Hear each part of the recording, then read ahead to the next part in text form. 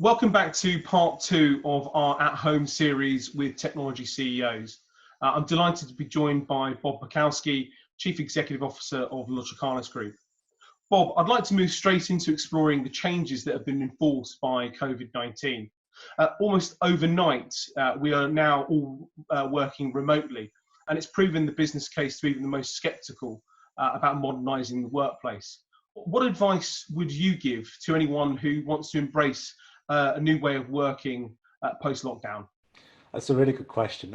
I think the success of this lockdown, in a sense, is clear proof to organisations.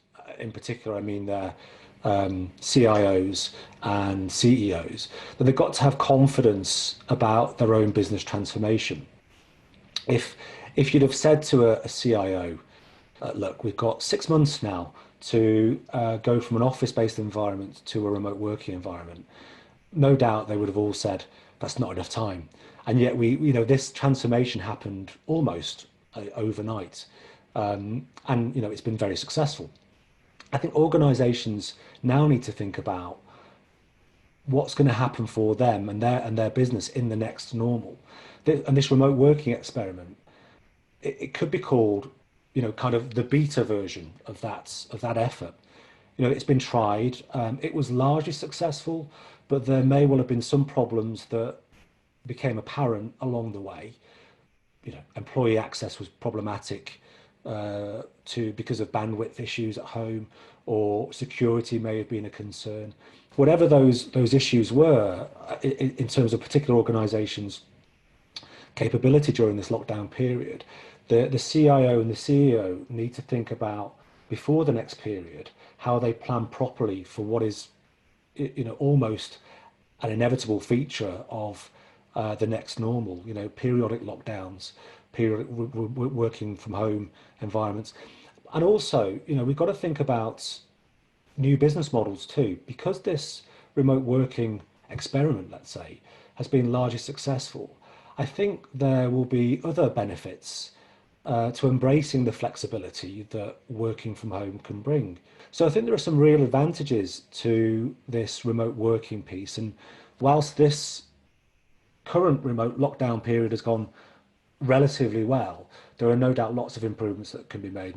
Bob, thinking about the cultural elements of virtual working, that it could be seen as detrimental, but there are vast positives that can come from it as well. How would you summarise what positives you've seen? That's a really good question, Mike. Look, for me, I only took over the chief executive role just over 8 weeks ago. And obviously I bring a new style compared to the previous leader. And there were lots of cultural changes that I was planning to make, but I was a little bit tentative about forcing some of them through. Having observed how straightforward it was to go from an office-based environment to a remote working environment, it gives me actual confidence that we can push forward and accelerate on some of those cultural changes. And they'll all be very positive. I wanted to introduce a more flexible and agile way of working. There's no other way of working right now.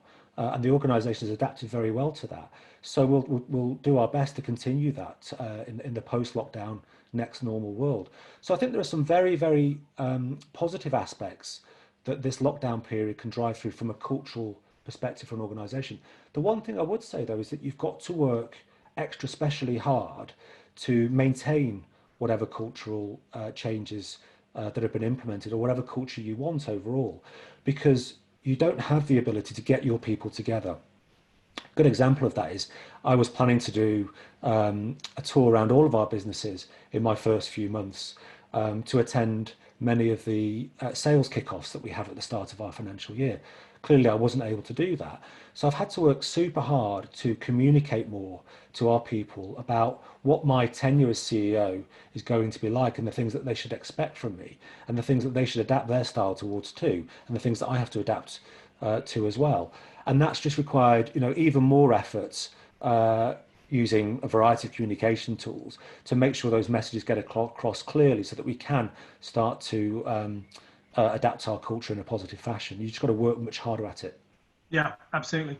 And just moving to sort of broader digital transformation, Do you think that this period now will see the acceleration of digital change in the market? And I suppose the second part to that question is, will the CIO perhaps hold an even more important strategic position on the C-suite than they ever have before?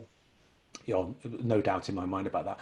First of all, I've got to say a huge congratulations to all of the CIOs and IT leaders out there that have effected this remote working transformation in such a quick and short period of time, and it's been relatively smooth. But the key thing that it's taught businesses, and I mentioned this earlier, is that a transformation can happen in a relatively short space of time with commitment, with authentic leadership, and with a clear focus on what the outcome should be. And so often transformations fail because they don't have one or some of those components. There's no need these days for long-term roadmaps for transformation. Many organizations in the past used to sell 3 to 5 year roadmaps for an organization's digital transformation. I mean, those things should be torn up and thrown out of the window, because every transformation now has to become agile in a sense. And digital transformation has got to accelerate because it's now very clearly table stakes. If you don't have a digital strategy at the moment, as a business, you'll be lost in this lockdown environment. And while CIOs will still have, a clearly critical role in enabling the vision and strategy of their CEO, it's the CEO themselves that should be focused on the business model, which means differentiation and adaptability. It means customers' accessibility. It means the continued support of their workforce while they deliver all these organizational goals. But in order for the CEO to do that, the CIO definitely has to have a stronger position on the C-suite. And I'm just curious to finish our session. I'd love to get your perspective on what you've learned during this period and what advice you might give other chief executives on dealing with disruption. Probably 3 things I would say, Mike. The first bit of advice was something that a mentor gave to me some time ago, and I've used it regularly during this crisis. It was slow down to speed up. And that sounds counterintuitive, but what it really means is make sure in this sort of time where everything's hyper and immediate, and the concept of now is pervasive everywhere. It's taking some time to pause regularly during the working week, take quality time out from crisis management to think and start planning your approach to the next normal, which is just around the corner.